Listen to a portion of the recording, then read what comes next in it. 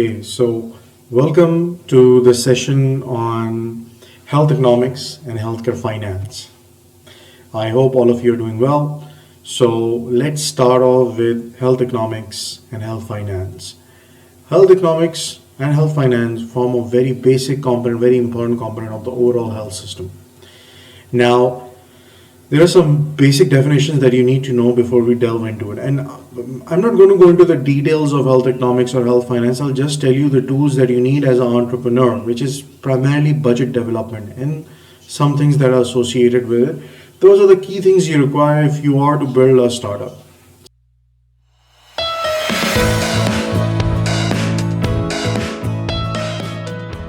So, basic definition. What is a budget? A budget is a comprehensive plan of how much money you need in 1 year and how that will be raised and expended. So, if say you're running a hospital or you're running a healthcare startup, you're running a small clinic or you're running a tertiary care hospital, you need to have a plan of what money you have and how you will use it. That's primarily the basic purpose of a budget. There is another term that you would come in contact with, which is called as capital. Capital is any form of aid that you're getting. Aid might not be the right, it's any form of resource that you might be getting that helps you in production. So, for example, it could be money, financial capital that is given to you. It could be also capital in the form of resource. It could also be capital in the form of a space that has been provided to you, and so on. Now, there's something called as a capital cost. It's the one-time investment of any sort, basically used to indicate the developmental part of finances. For example, cost of buildings, cost of equipment, cost of land. These are basically huge costs, but they're only one time. They're not a recurrent cost. So this is called as a capital cost. Now, if you are delving into any healthcare system, if you are building any healthcare startup, you must be able to evaluate whether or not it is giving you the return on investment. And within that larger scope of what you're getting in return for what you're putting in, there's something called as economic evaluation.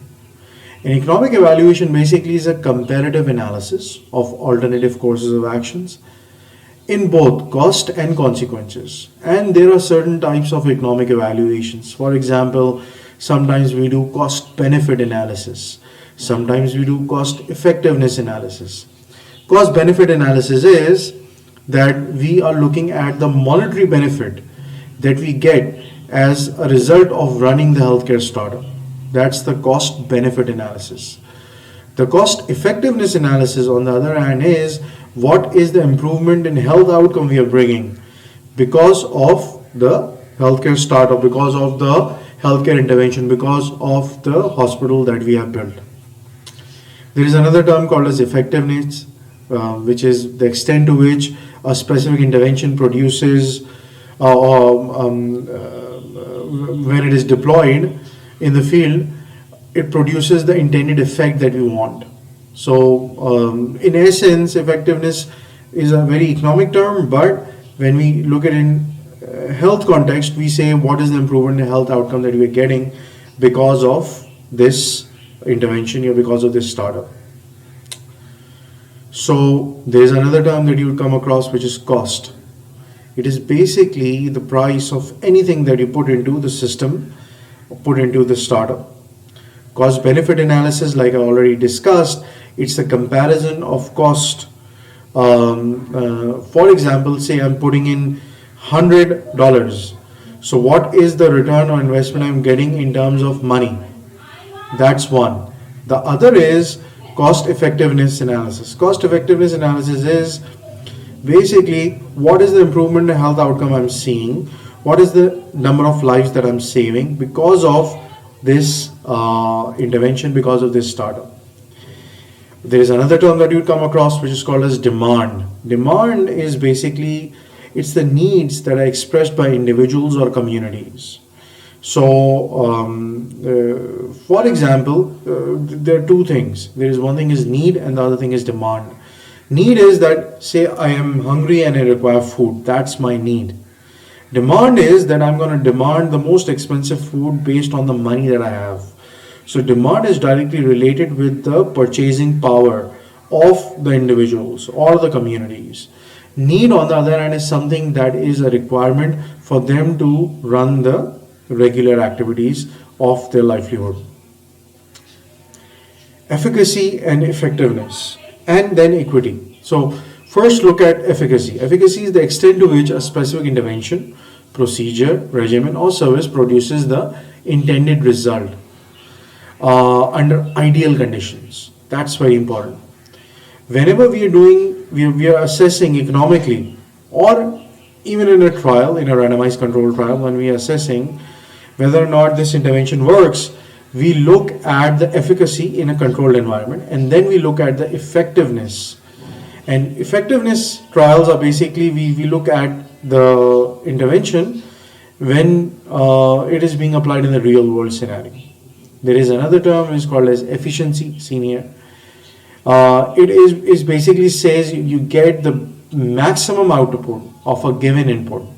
So if I spend X amount of money, I get at least that or more or whatever, but it's the best possible result that we can get from the system. There is another term that is very important when it comes to financing and health, which is equity. Equity is basically, it's a principle of being fair for all. What that means is that you give people based on their needs. So fairness and justice are the core attributes of equity. There is another term called as equality. Equality is that you, for example, there are three people that are coming to your clinic. One might be very of a high socioeconomic status, one might be of a mid socioeconomic status, one might be of a low socioeconomic status. Equality is that you give all of them the same amount of benefit, or you give them the same amount of reduction in cost. Equity, on the other hand, is that you give people a reduction in the cost of service based on their need. So, someone who's coming from a low socioeconomic status, you might give them a discount of say 70%. Someone from a mid income, you might give them a discount of 50%. And someone from a high income background, you might not give them any discount. And in essence, what you're basically doing by doing this is that you are funding the health services of the lowest socioeconomic strata by the highest socioeconomic strata. In essence, you're applying the principle of equity. Equity in finance of healthcare. What is that? Well, it's the starting point of any healthcare. And we don't want healthcare to be financed just by the paying capacity of the individual. So we must understand that there is a term called as ability to pay, right? So there are two terms that you will come across when you're looking at equity. One is vertical equity and the other is horizontal equity. Vertical equity is, it's a basically payment according to the ability of the person. Horizontal equity is that you give equal treatment of equals. What that means is you equalize the burden of risk. How do you do that? There are some mechanisms to it. For example, we apply something called as a prepayment mechanism. What does that mean? For example, say there is an insurance company. What it does is it takes premiums from all the 1 million people who have taken insurance from this company, and it gives them a certain amount of health care. All of them can receive that level of health care. Now, all of them might not get sick throughout the year. But what this does is that everyone, by going through a prepayment mechanism, what you are doing is that the higher, by paying equally, everyone is getting a risk-free healthcare. Otherwise, if the same person was to get sick and then the high income person would go to a clinic and pay out of pocket, that would be very easy and they would not have any issue. But if a low economic setting person worse to pay out of pocket, that would result in something called as catastrophic health cost. So there is a term called as fair financing. You look at previous WHO reports, you look at international literature that has been published in the past 20 years, and you will see that this term comes across again and again. So the World Health Report 2000 focuses on fairness in financing, financial risk protection for households. So, number one, what's the take? The first thing is that the household should not become impoverished, they should not become poor because they have to pay excess share of their income to obtain the healthcare need. That's the first principle. And second, poor households should pay less towards the health systems than the rich households. And like I said, this follows justice and fairness, both of these principles. So fair financing is a term that you will see across. Now, how do you protect people from this thing called as catastrophic health cost, where their savings are being given out in the form of health services? You apply something called as financial risk pooling, or what I mean by that is you apply something called as a prepayment mechanism. So I gave the example of a private health insurance. Also, you can apply this with the government setting. So everyone in the society pays taxes. A percentage of that tax is attributed to developing a social or a universal health coverage insurance scheme, in which if the person has the health insurance card that is funded by the taxpayers, funded by the government, in essence, all of them get free health care, and the system also works because they have already paid for it in advance. And obviously not everyone gets sick all the time. Therefore, those who are sick in this system, they don't end up in a situation where they are unable to pay. And those who are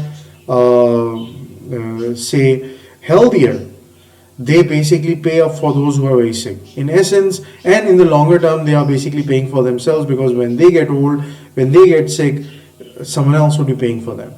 And so this brings a lot of justice to the society. Finance. The word finance means money, which is something which is generally acceptable to everyone as a form of payment.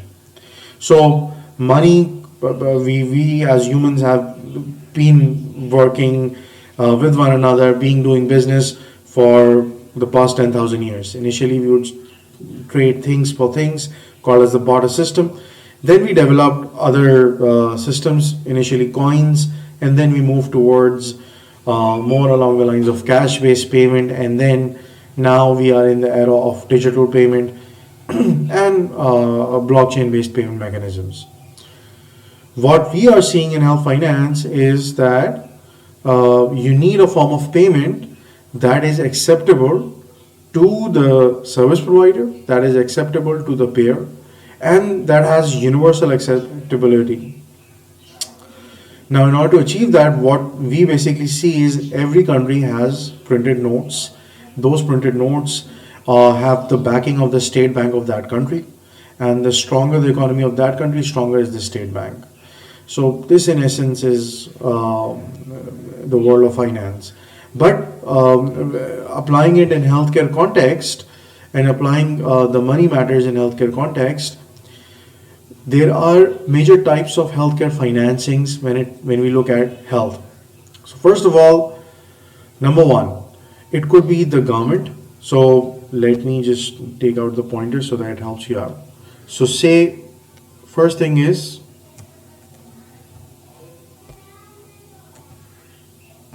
here you go, government subsidy. So a source of financing is government subsidy. Now, what does that mean? Basically, the government gets a budget. How does the government get the budget? Through tax-based payment given by the population. Normally what they do is they support government hospitals through that government budget, and it's called as public hospitals. Benefit is that ensures public goods and free care for all.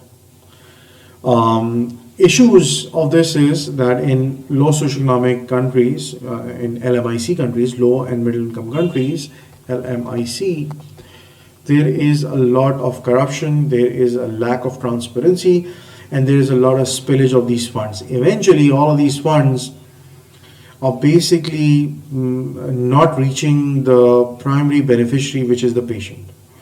So, budgetary constraints at the very top, and then eventually the insufficient allocation results in poor quality of healthcare, and that's why you see weak health systems in low and middle income countries. Now, there is another term which is called as fee for service. Now, in this healthcare financing mechanism, people pay out of pocket. So, primarily there is no management of this. Primarily, it happens in the private sector, and because there is open competition, so whoever is the best healthcare provider, people go to that person, they pay out of pocket, they go to that hospital and they pay out of pocket. So competition results in improved service provision. The unfortunate thing is that results in commercialization of the provision of services and public goods, and in essence people end up with something called as catastrophic health cost. Now, there are other systems as well. For example, there is another called as user fee or drug charges. What does that mean? It's paid for by both the customer and the government, right? And it is managed by the government and also the community. In essence, what happens here is primarily this is a drug fund. So you get treatment at the public hospital, and then you can get your drugs from the stores or those drugs that are developed by private companies, and basically that is paid for by this pool of fund. And again, like even though it's only focused on drugs, but it results in equity and quality. But there are issues with this as well.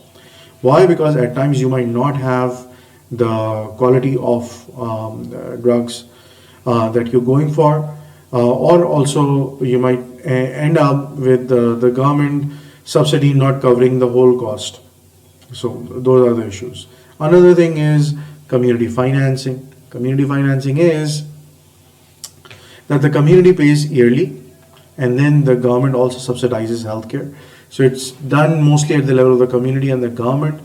So what it does is it makes healthcare available to the community at a very low cost, and the capacity to manage needs a government subsidy to be viable. So government needs to subsidize this system. That's the key.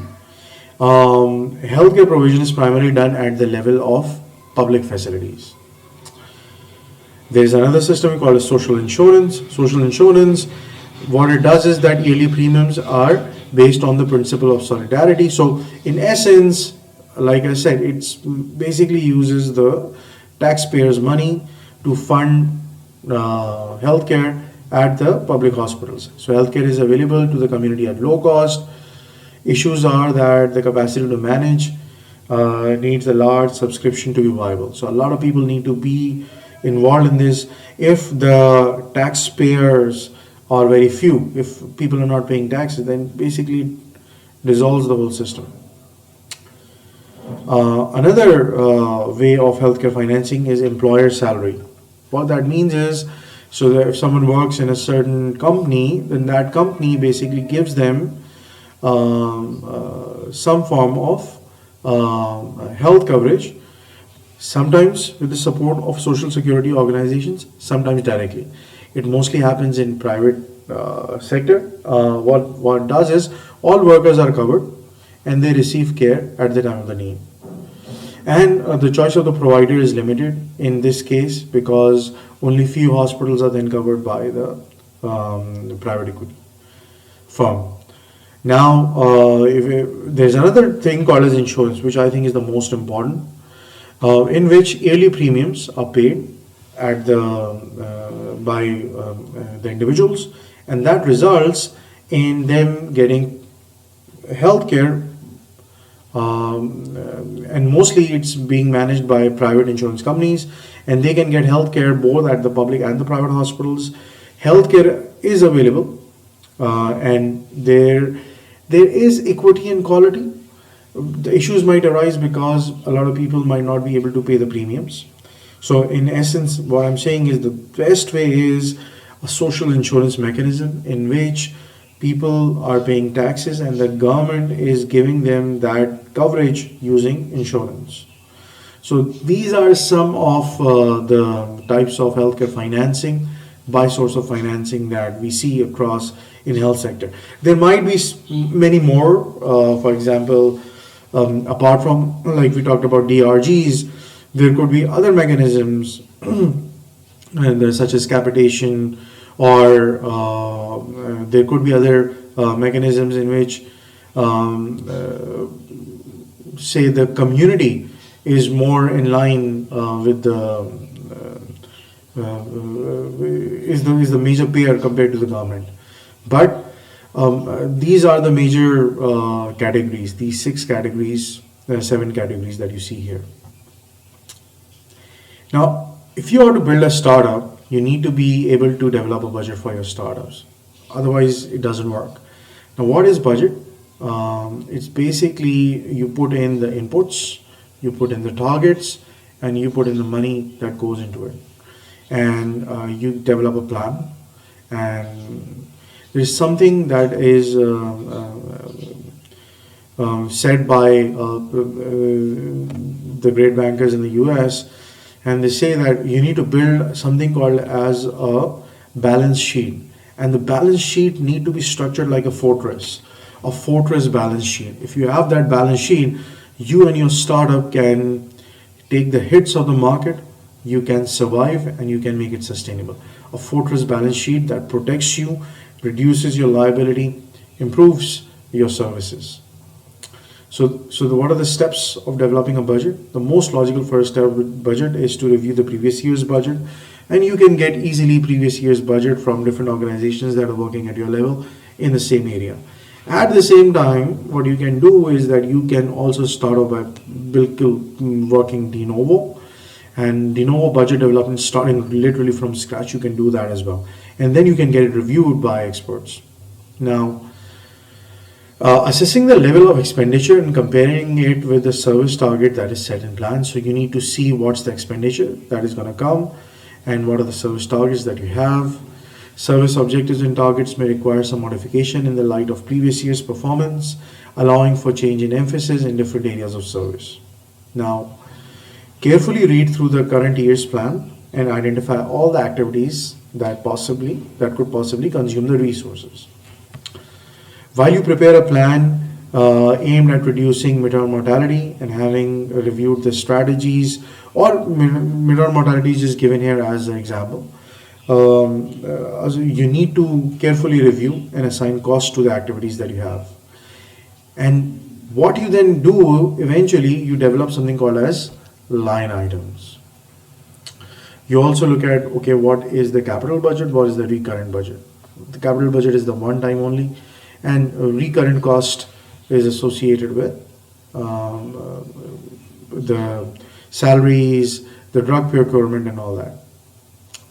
Like I said, cost, so it represents the resources that are required in a particular situation to carry out an activity. Unit cost is the cost of one unit of a task or an individual activity. For example, the unit cost of civil works, which means building, construction, to be the cost of constructing 1 square foot or meter of building. Why is it very important to identify these unit costs? Because it helps you eventually to plan out your budget so that you do not exceed the expenditure that you have allocated for that year. Information on unit cost of various items is often available from Central Planning Department. You can get it, it's open source in every country, or you can also ask people who are in the field to share what is the average cost that they are incurring. Now, what are the as you move along, what do? The first budget should have some provision for unforeseen eventualities. The first budget that you develop, and as a startup, obviously that's going to happen. And under no circumstances should the contingencies exceed 10% of the total amount. So you keep 10% of the budget as the rainy day budget, so that in essence, If your startup gets in trouble, you're able to save it up. Secondly, the budget should not have line item flexibility, which means that within limit, usually not more than 10%. What that means is budgets that are allocated for a certain thing cannot be allocated for something else. For example, if you allocate something for travel, you cannot allocate it for something else. This is just an example of line items. So the line items include all the salaries, the utilities, and the maintenance. And then with that, you have the number of units you require, the unit cost, the total cost that comes because of it, and then eventually you have the total cost down here. And who's going to fund what part, that's also here. So with that, I'll just stop here. Thank you for this session, and I hope you understood a lot.